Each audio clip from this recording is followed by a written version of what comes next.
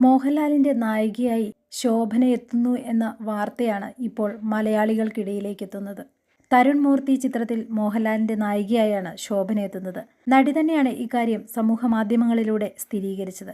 2009 release ചെയ്ത സാഗർ ഏലിയാസ് ജാക്കിക്ക് ശേഷം ഇരുവരും ഒന്നിച്ച് അഭിനയിക്കുന്ന സിനിമ കൂടിയാണിത്.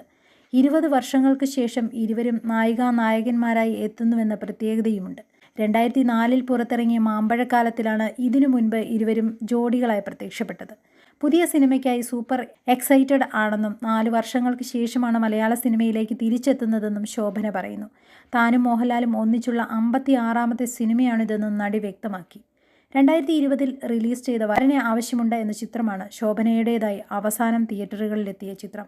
ഏറെ പ്രേക്ഷക ശ്രദ്ധ നേടിയ സൗദി വെള്ളയ്ക്ക എന്ന സിനിമയ്ക്ക് ശേഷം തരുൺ മൂർത്തി സംവിധാനം ചെയ്യുന്ന ചിത്രമാണ് L360.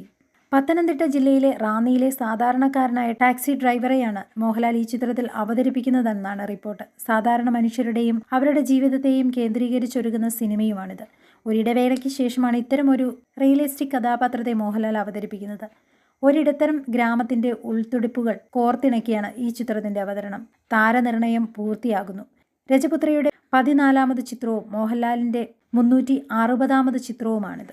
ഏറെ ശ്രദ്ധേയമായ ഓപ്പറേഷൻ ജാവ, സൗദി വെള്ളയ്ക്ക എന്നീ ചിത്രങ്ങൾക്ക് ശേഷം തരുൺ മൂർത്തി ഒരുക്കുന്ന ചിത്രമെന്ന നിലയിലും പ്രൊജക്ടിന് പ്രതീക്ഷകളേറെയാണ്.